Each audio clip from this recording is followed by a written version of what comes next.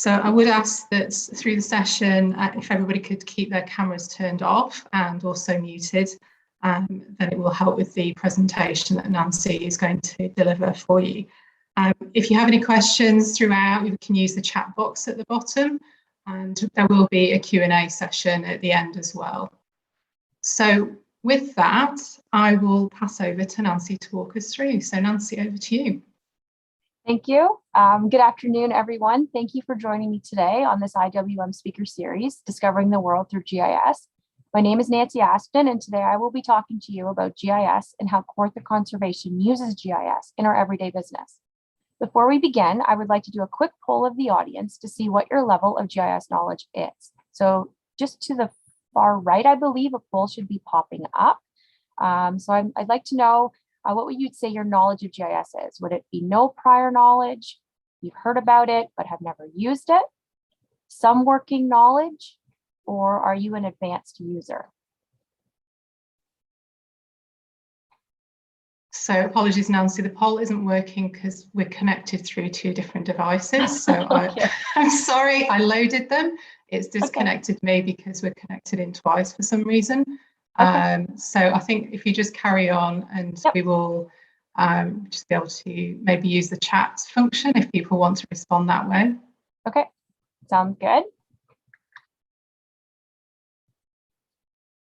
Let me just get here. Oh. Okay, before we start, I would like to share a bit of information about myself. I graduated from Nipissing University in 2002 with a Bachelor of Science in Environmental Science, Physical Geography. I then went on to take a one-year postgraduate GIS specialist program at Niagara College in 2003. Throughout university and briefly after graduation, I worked with the Ministry of Transportation as both a surveys and plans technician and as a GIS technician. In January 2004, I joined Kawartha Conservation as their GIS specialist. In 2010, I was promoted to Coordinator of Environmental Programs, GIS Specialist, where now I take on two roles with the authority, managing the spatial data and GIS services, as well as coordinating environmental monitoring programs within the Integrated Watershed Management Department. I've also been involved over the years developing the outdoor education program and bringing those type of services to the authority. Just to provide some context of who we are, Kawartha Conservation is one of 36 conservation authorities in Ontario, protecting water, land, and natural habitats. We are mandated by the Conservation Authorities Act. Our mission is to be leaders in integrated watershed management and conservation, with our focus on providing outstanding water quality and quantity management, supported by healthy landscapes through planning, stewardship, science, and education. To provide a quick overview of our jurisdiction, Kawartha Conservation's watershed is approximately 2,500 square kilometers in size. We're partially within 6 municipalities. The population of our watershed has about 85,000 residents. We have 5 major lakes and 7 major rivers, as well as the Trent Severn waterway passing through. Our watershed borders the Oak Ridges Moraine to the south and the Canadian Shield to the north. Did you know that today is GIS Day? GIS Day is a world-recognized day celebrating geography and GIS. For me to be here today talking about GIS and sharing some of our work is very special. Before we begin, let's listen to a short clip about GIS Day to put things in perspective.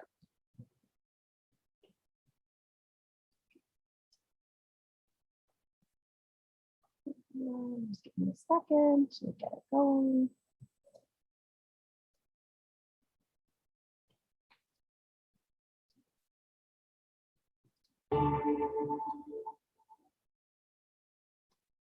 Hello, my name is Jack Benjamin, and it's my great pleasure to welcome you to the GIS Day in 2021. This is our 21st anniversary for this day, and its purpose is really grounded in the idea of sharing the great work that GIS professionals and our technology in our field is bringing to the world. Now, it's an amazing thing that happens every year. Thousands and thousands of people get together. They form little groups. They bring their maps, they show what they're doing, and it lays down good footprints. My good friend, Will I Am, says it's a time to soak it up like with a sponge and rinse it out. Not only learn today, but also share what you learned to other people. Because GIS is growing very rapidly, as we know. It's impacting almost every field on the planet. And nobody hardly knows about it compared to things like social media and the like. So So this is an opportunity to share with children, showing them these professional activities that we do with maps and geographic data, and introduce also to executives and people who really don't know about our world, the whole idea of the geographic approach. Now, this approach is all about integrating layers of information, seeing things holistically, communicating more effectively with maps. So, ladies and gentlemen, thank you very much for organizing this event, but also thank you very much for coming. Many of you are holding it in a virtual environment, which I'm really excited to see. While we miss being together, this new media is allowing us to expand even greater the reach of our great work, your great work, really, using geography and GIS to make a better world. So thank you. Enjoy the day.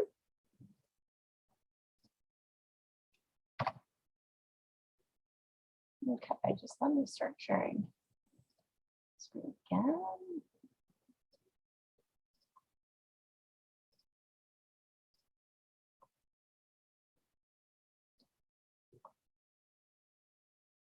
Okay, so you can find more information about GIS Day at www.gisday.com if you're interested.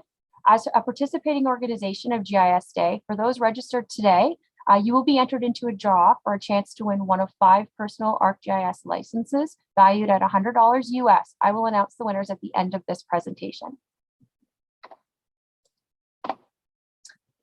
So the previous video briefly touched upon what GIS is, but over the next few slides, I will go over what GIS is and provide a bit of a background on the topic.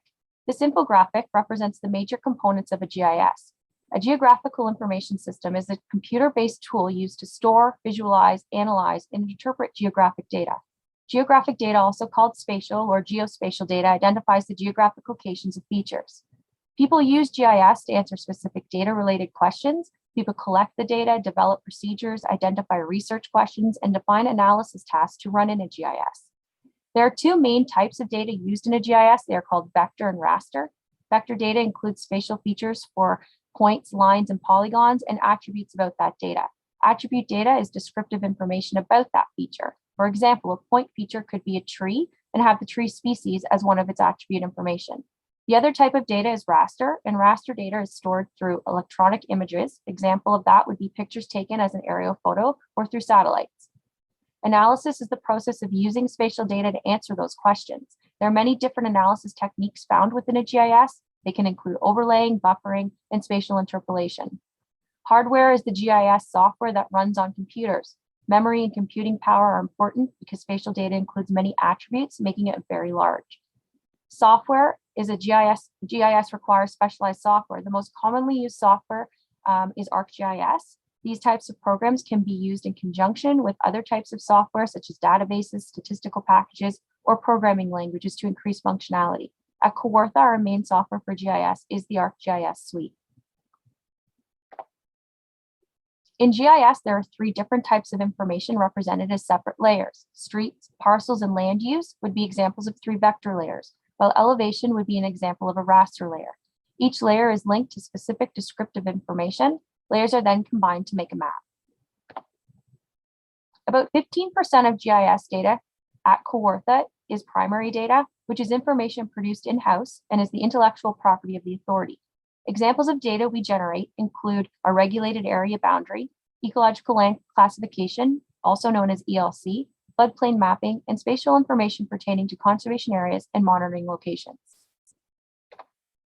The other 75% of our GIS data is obtained through Land Information Ontario, as Kawartha Conservation is a participating member of the Ontario Geospatial Data Exchange. This provincial website is a hub for all Ontario geospatial data sets. Data that we obtain from this site includes roads, elevation, natural features such as wetlands, water bodies and watercourses, and parcel fabric information. Typically, a complete overhaul of secondary data is done annually unless changes are made throughout the year and is required before then. The provincial website, Ontario GeoHub, offers a lot of open GIS data that is free to anyone. Make sure you check out their site, and I have provided it on this slide. All spatial data that Kawartha Conservation uses, whether it's primary or secondary, is all stored in a geodatabase.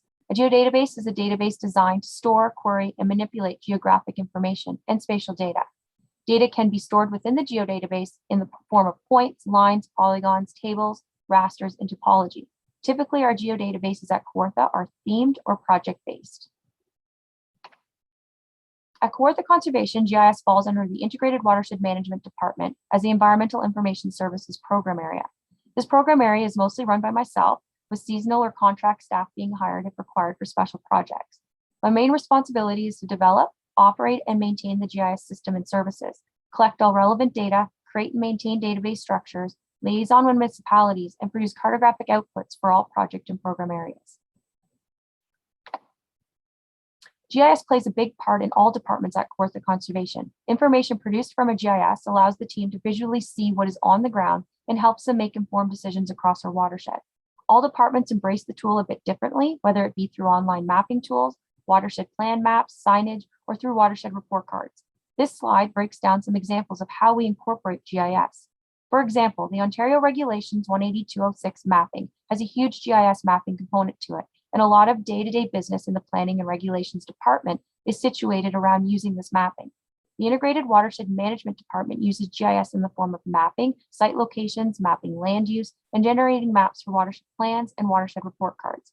They also use story maps as a tool to relay environmental information to the public.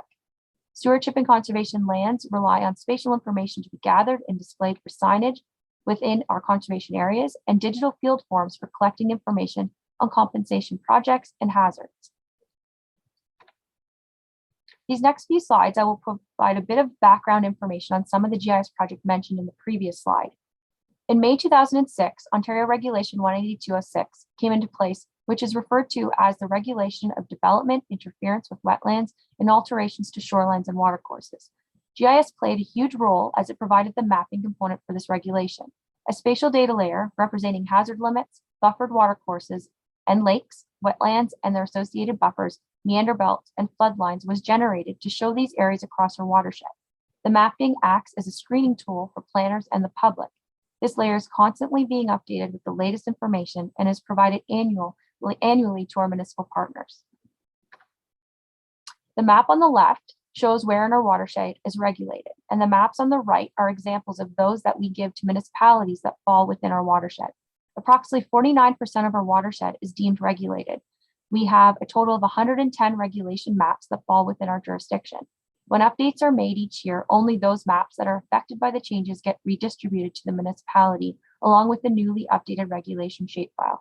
If a watershed resident is planning on doing development and it falls within the green regulated area, a permit is required through Kawartha Conservation to proceed. We also have this layer available through our online mapping tool. So to help assist watershed residents in determining if their property falls within our regulated areas, which also include floodplains or a source protection area, an interactive mapping tool has been created. This site allows residents to search by property address, property roll number, or lot in concession to see if a permit is required by us. This mapping tool has been developed and maintained by us. Every time spatial layers need updating, the online site also gets updated. A more robust password protected site has also been developed for staff only, which allows staff to access valuable GIS layers without actually requiring the GIS software. Staff use this internal web-based mapping site as a tool to help inform their decisions. This internal web-based mapping site is also maintained and updated on a regular basis. I did have a poll question, so if you can answer it in the chat. I was just wondering how many of you already knew about our online mapping tool that is available. Okay, I'm going to now go into a quick demo of our online mapping tool that is provided on our website. So I'm just going to stop sharing.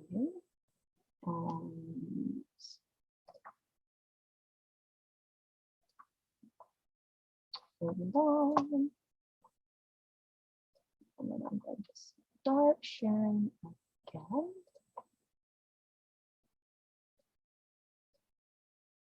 Okay, so the property mapping tool can be found on our corporate website. So if you go to kawarthaconservation.com, it is under the permits and planning page. And then when you go to that page, there's a section called Map My Property. So if you click on the Map My Property, this is what will be shown. So you obviously enter the site with a disclaimer. So You have to agree to the terms and conditions before you can get into the mapping itself. So this is what you will see. You will see an aerial image and then the red watershed boundary. When you come into this site, at the right-hand side at the top corner, there's an I button. That's for help. So if you click on the help, it does go over all the functions that are available. So how you would search. It tells you the layers in the list, the legend, there's a printing option. So if you ever get stuck, please refer to that help icon. So basically on the left-hand side of your screen, you have the option to see a legend. So if you click the legend, it'll show whatever layers are currently shown on the screen you will see. So right now we just have the watershed boundary showing, along with a variety of imagery that's available.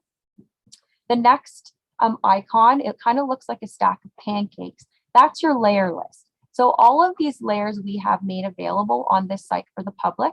So you can see our watershed boundary. We have lower tier municipalities can pop up. You can see townships.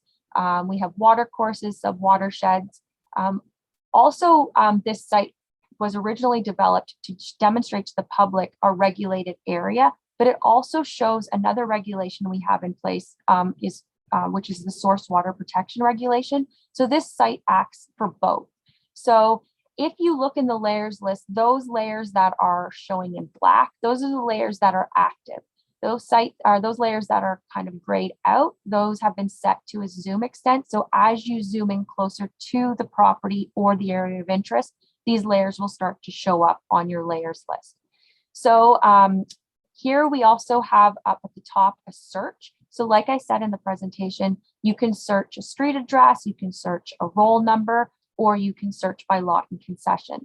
And all of the examples of how to search is under the I. But for today, we're just going to search a street address just to show you how this site works.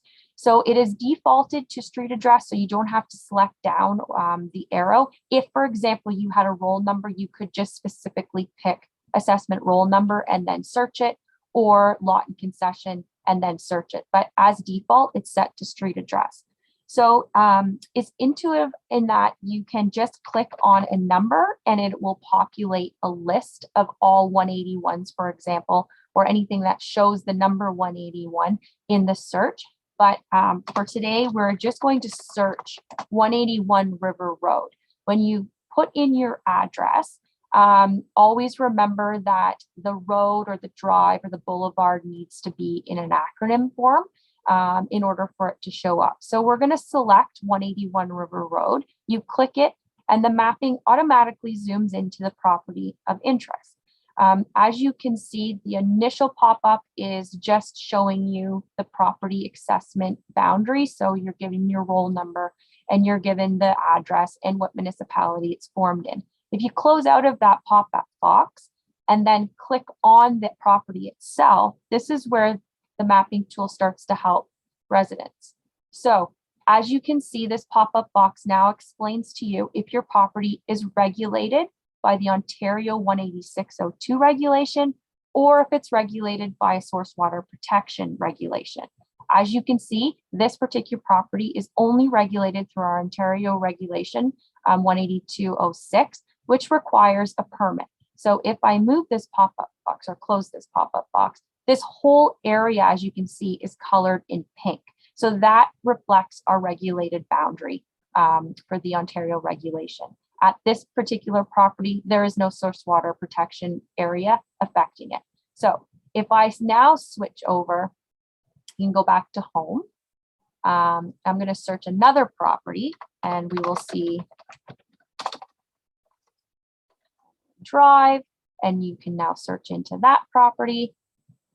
So once again, the assessment attributes come up first. Close that out. There's your highlighted property. You click on it. And this particular property is affected by two regulations. So we have the Ontario regulation 18206 being affected, which requires a permit. But you also, for this property, need to contact our risk management official, Jenna Stevens, as this property is within an IPZ1, which is an intake protection zone 1. So that also requires further follow-up before you can continue on a development on this specific property. So this is the site in a nutshell, very, very brief overview. You can print, you can also do measuring, you can measure area and measure length. So yeah, so I just wanted to provide a quick overview of this site. And like I said, this site does get updated quite frequently as mapping gets updated. So please check out this site if you haven't already. I'm just going to stop sharing. And we will now go back to sharing. 2 seconds. Screen. Okay, perfect. Okay, so floodplain mapping is another major project at Kawartha Conservation, which utilizes GIS and surveying. Through a partnership between us and the City of Kawartha Lakes, we have been conducting floodplain mapping on 10 priority study areas for about 10 years now. There are 3 main goals for the study, which include identifying the extent of the flooding hazard and understanding the watershed conditions that influence it. We also do floodplain mapping to inform municipal policies that guide land use and future development to maximize public safety and minimize property damage, and provide information on flood reduction opportunities and inform emergency plan responses. The first step in collecting information for the floodplain studies include LiDAR, which is light detecting and ranging technologies to capture the ground floor's elevation. For this process, a plane flies over an area and emits light towards the ground surface, which then returns to the sensor immediately after hitting the object, giving an exact measurement of its distance. The georeferenced elevation is then matched with high-resolution air photo. Ground survey is also performed by staff to capture the elevation at the bottom of the river channel and to QA/QC the LiDAR elevation points. For these studies, we've been collecting 2 points per square meter elevation, and the accuracy for horizontal and vertical is 0.25 meters. So using LiDAR point data collected, contour lines are then created to give information on elevation from ground surface. Each contour line feature is created by connecting the points with equal height values from LiDAR data. Contours are then used to generate the digital elevation model for the study area. Using the LiDAR digital elevation model, surveys of stream cross sections, and engineering models of rainfall, a regulatory flood line can be generated. The GIS and elevation model and survey results are QA/QC, therefore technically making them defensible. As mentioned, this project has been a multi-year project. We've completed 9 floodplain studies to date and currently finishing up our last flood damage center, which is Fenelon Falls North, which should wrap up in early 2022. The green areas on the map represent those areas within our watershed where floodplain studies have been completed. Here are 2 examples of floodplain maps that you might find within a floodplain mapping study. When flood lines are approved by our board of directors, they get incorporated into our Ontario Regulation 18206 mapping layer. So this is just 2 examples, one showing the OPS #1 drain in Jennings Creek floodplain on the left, and on the right is our Sinister Creek floodplain. Ecological land classification provides land use information about our watershed. ELC is a daunting and quite lengthy process. In 2004, we wrapped up delineating land use for our entire watershed in City of Kawartha Lakes using 1988 black and white aerial imagery. This layer provided a great start to having some type of land use classification across our landscape. At that time, that was the best imagery available. Shortly after that, the provincial government began an imagery acquisition program where they began collecting color ortho photography across Ontario. Kawartha Conservation opted into this partnership. Since then, we have acquired 2002, 2008, 2013, and most recently 2018 ortho imagery. This ELC spatial layer has now gone through a number of updating iterations to keep the dataset as current as possible. Updating these layers involves digitizing polygons on screen from various land cover types and coding them accordingly. ELC provides valuable land use statistics for various watershed reports, management plans, and watershed report cards. Just as an interesting fact of our watershed, agriculture is the highest land use in the Kawartha watershed with 42.5%, and it breaks down to about 36% of that representing intensive agriculture and 6.5% representing non-intensive agriculture. This is an example of ELC mapped out for the Kawartha watershed. This map shows our current extent, and as you can see, it covers our entire watershed, but also extends out to include the entire city of Kawartha Lakes and Trent Lakes municipality.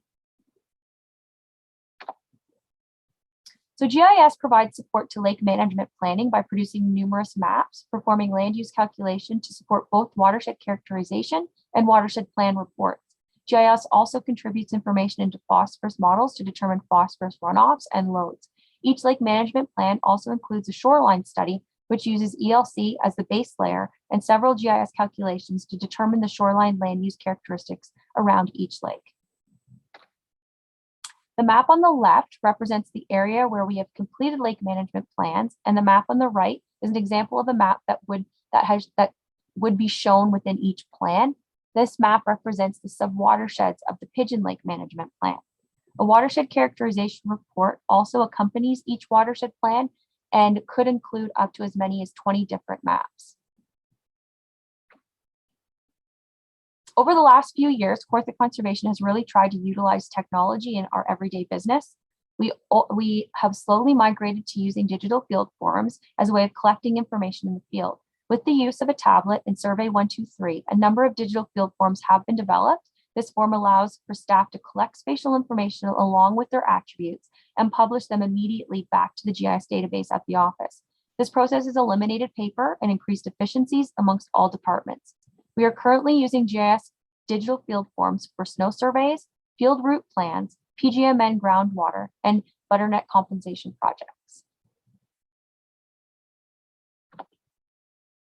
Story maps have become increasingly popular over the past couple of years. A story map is a web map that has been thoughtfully created, given context, and provided with supporting information, so it becomes a standalone resource.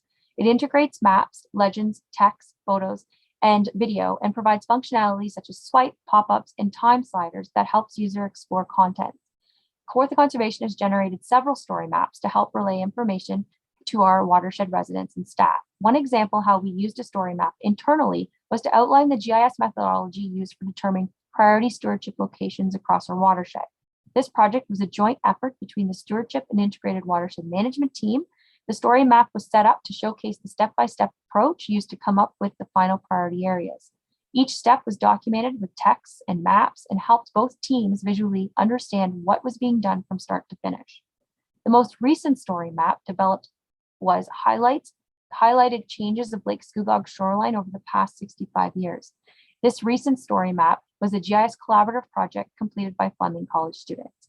I will upload the story map highlighting these changes of Lake Scugog at the end of the presentation.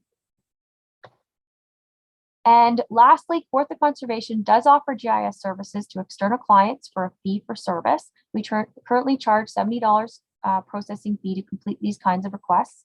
These requests can be for both data and map production. Typical third-party requests is for property inquiries by private landowners or consultants. This generates revenue for the department. So that concludes my presentation. I would like to thank you for taking the time to join me today, and I am extremely happy to answer any questions you might have at this time.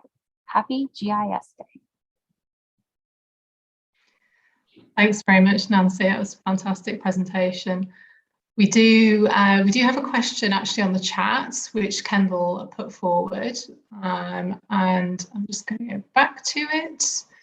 So the question was, does Kawartha Conservation contract out the LiDAR data collection? So this was in relation to the floodplain mapping. Yes. So yes, we do contract out the LiDAR. So at the beginning of starting the floodplain mappings, the 10 sub-watershed catchment area projects we did consult out to a company. I believe the company was in Quebec at that time. It was quite a while ago, but yes, we contract those services out, and it was in partnership with the city. So the city of Kawartha Lakes, it was actually done through them. That's great, thank you. So do we have any more questions? You can use the chat, or if you want to turn your camera on and unmute yourself, equally you can do that as well. There's a few of us on, but we could probably manage that. I'm just going to get the link to provide for the I'm just going to add it to the chat right now. This is the story map that was developed from the students. We worked together with them. So this is an example of one of our story maps that we have available. That's great. Thanks, Nancy. And so I'm not seeing any questions at the moment. Just wondering from your perspective, you know, what's coming up in terms of GIS and what future plans the organisation has in terms of projects and things like that, if there's anything you could share. Okay, so our next steps is moving towards an open data. So we are currently developing an open data strategy, and we're trying to determine what the best mechanism for us would be to provide open data to the public and our watershed residents. So that is going to be happening in 2022.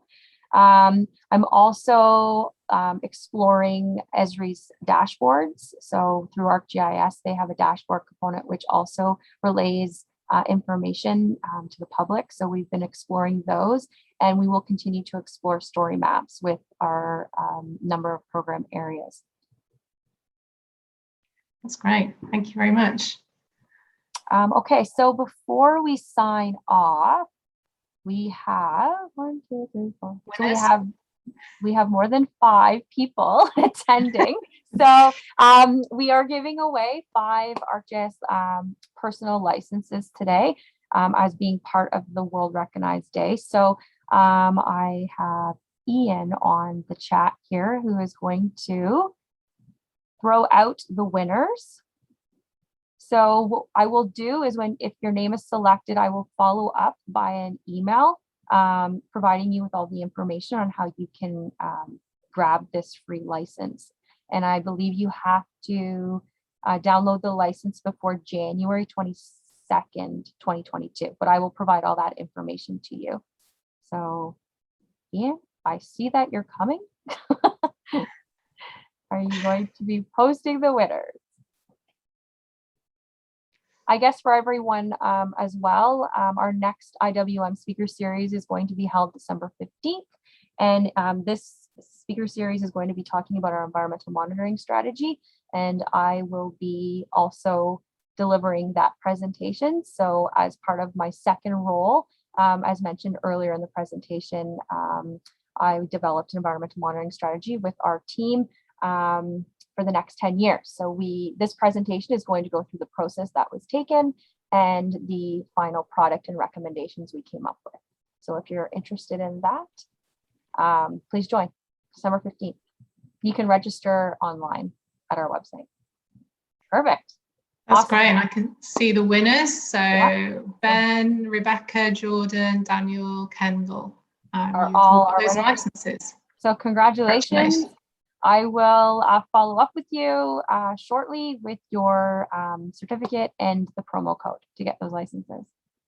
So thanks everyone for joining. Happy GIS Day. Thanks, Nancy. Yeah, thanks once again everyone for attending. This is being recorded. I'm going to stop that shortly, but it will be available on our website if you want to come back to it again and just see any of the links that were on there. So thanks again. Enjoy the rest of your day. Thank you. Have a good day.